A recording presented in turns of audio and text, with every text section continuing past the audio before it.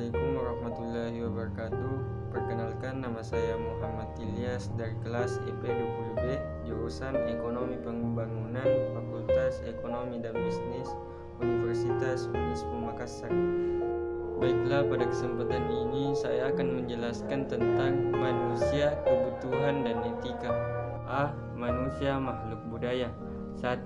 Hakikat manusia. Menurut Charles Darwin, manusia berasal dari kera, hasil perkembangan evolusioner selama jutaan tahun. Namun, setelah diuji secara ilmu pengetahuan dan teknologi, manusia sangat berbeda dengan kera, baik dari segi fisiologis, anatomi, maupun biologis. 2. Daya indera, daya rasa. Sebagai makhluk sempurna ciptaan Tuhan, manusia dibekali dengan daya indera, daya rasa. Daya indera diperoleh melalui panca indera. Panca indera tersebut menghubungkan diri manusia dengan lingkungan sekitarnya atau dunia. Dengan panca indera, manusia menikmati keindahan, kesenangan, dan kebahagiaan. 3. Teori eksistensialisme. Manusia menurut teori eksistensialisme, seorang Kierkegaard adalah makhluk ciptaan Tuhan yang terikat dengan lingkungan atau ekologi, mempunyai kualitas dan martabat karena kemampuan bekerja keras dan mencipta. Selanjutnya yaitu bagian B, kebutuhan manusia. 1. Kebutuhan jasmani. Kebutuhan jasmani adalah kebutuhan material yang berguna bagi pengembangan raga, kelangsungan hidup, dan untuk bertahan hidup. Kebutuhan jasmani atau fisik terdiri dari 4, yaitu yang pertama pangan, yang kedua yaitu sandang, yang ketiga yaitu rumah, yang keempat adalah olahraga.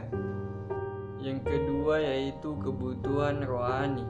Kebutuhan rohani adalah kebutuhan imaterial yang berguna bagi pengembangan jiwa, intelektual, kesenian, dan ketakwaan kepada Tuhan. Kebutuhan rohani disebut juga kebutuhan kejiwaan. Kebutuhan ini terdiri dari 1. Pendidikan dan pelatihan, kedua hiburan, yang ketiga kesenian, dan yang keempat adalah keagamaan. Ketiga, kebutuhan biologis. Kebutuhan biologis adalah kebutuhan yang berguna bagi pengembangan keluarga dan kelangsungan generasi. 4. Pemenuhan kebutuhan. Kebutuhan manusia hanya dapat dipenuhi dalam jumlah terbatas. Kalau tidak dibatasi atau berlebihan, berarti akan merusak kelestarian dan keserasian alam lingkungannya, yang justru dapat menimbulkan malapetaka bagi manusia sendiri. Dalam kondisi begini, perilaku etis dan estetis manusia berubah menjadi perilaku moral dan jahat yang tidak manusiawi, bertentangan dengan hakikat manusia. Selanjutnya yaitu C. Etika dan moral. Konsep etika. 1. Kebiasaan berbuat baik dan berbuat buruk. 1. Kebiasaan berbuat baik artinya terbiasa berbuat menyenangkan serta bermanfaat bagi diri sendiri dan bagi orang lain, disebut etis. Kebiasaan berbuat buruk artinya terbiasa berbuat tidak bermanfaat, merugikan diri sendiri dan semua orang, disebut tidak etis. 2. Sistem nilai budaya sebagai acuan perilaku. Etika adalah nilai-nilai berupa norma-norma moral yang menjadi pedoman hidup bagi seseorang atau kelompok orang dalam berperilaku atau berbuat. Etika dalam arti ini disebut sistem nilai budaya.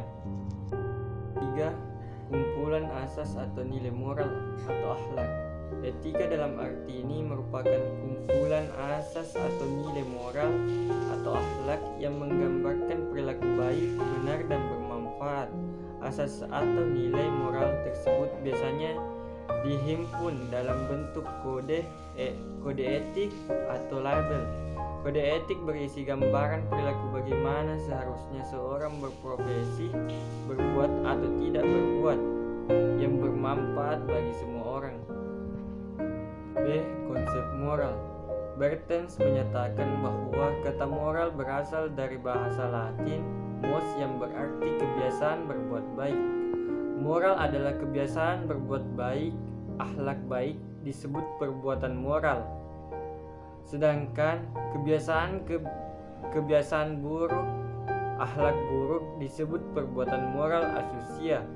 Nilai moral adalah nilai atau hasil perbuatan yang baik, sedangkan norma moral adalah norma yang berisi cara bagaimana berbuat baik. Bermoral artinya mempunyai kebiasaan berbuat baik atau terbiasa berbuat baik, sedangkan tidak bermoral artinya kebiasaan atau terbiasa berbuat buruk, jahat, atau merugikan orang lain. C.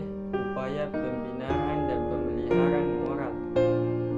1. Meningkatkan pendidikan dan pelatihan. 2. Meningkatkan dan menetapkan ketakwaan kepada Tuhan Yang Maha Esa. 3. Berkomunikasi dengan orang baik, berguna, dan beramal. Yang keempat, memperbanyak pengalaman menghadapi dan menyelesaikan masalah kehidupan. Yang kelima, selalu bersikap susila, sabar, dan tidak putus asa. Yang keenam, utamakan mempergunakan pertimbangan akal sehat dan tidak emosional. Yang ketujuh, hindari perilaku perbuatan tercela dan tidak terpuji.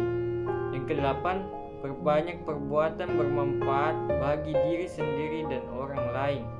Yang kesembilan, perlu saling menolong antara sesama karena manusia mempunyai keterbatasan. Yang ke-10,